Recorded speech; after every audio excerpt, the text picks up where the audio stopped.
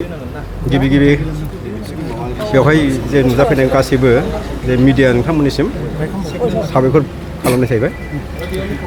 दिनै जोङो BTC चिफनिसिम मोनसे मेम'रेन्डाम होनाय जादों। मानोना जोंहा EPTCLनि मुङै आदानि कम्पानि जिहेतु मालगाव एरियायाव जिहेतु 549 आरो 466 बे दाग नाम्बार बे मोननैजों गासै 938 बिगा बे हायाव जे बिथांमोननो EPTCL कम्पानिनो जिहेतु मोनसे बेखौ प्लेसखौ खालामना होदों।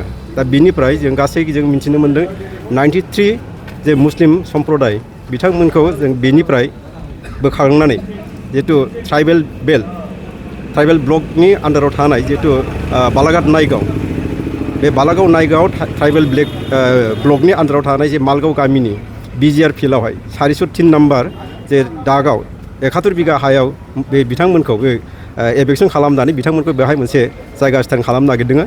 दा बिनि सायाव जोङो बिनि एगेन्स्टै जाहाथे बिथांमोनखौ बेवहाय दोननो मोना बे हिसाबै जोङो जोंनि ट्राइबेल संघ क'क्राझार जिल्ला ट्राइबेल संघनिफ्राय जोङो सिनिसिम दिनै मेम'रेन्डाम होदों।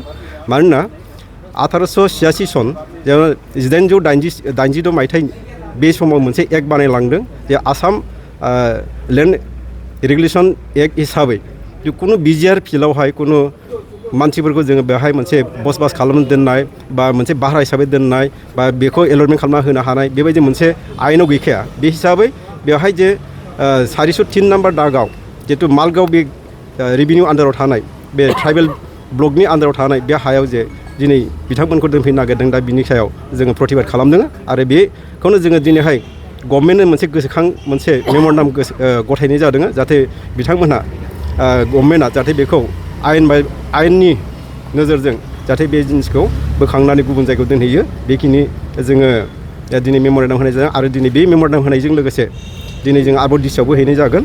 दा बेखिनिनो दा जोङो थांनाय 20 थारिखखालि जोङो माने बे जायगायावबो जों गिदिंनानै नायदों। दा बे जिनिसखौ जोङो रायजो राजाजोंबो बेखौ कनसाल्ट खालामबाय जिहेतु बिथांमोनहा बे जायगायाव जुदि हाबफैयोब्ला जिहेतु खुब उसुबिदा जाहैगोन। जिहेतु बे जिनिसा जाहैबाय जोंहा ट्राइबेलफ्रा मोसौ मोसा फिनांगौ। मोसौ मोसा फिनो थाखाय जोंनो मोनसे गभर्नमेन्टआ मोनसे आयेन खालामनानै दोनखानाय जिहेतु बे ग्राजिं फिल्ड BGR हिसाबै जिहेतु मोनसे बे जिनिसखौ थिखानाय दङ।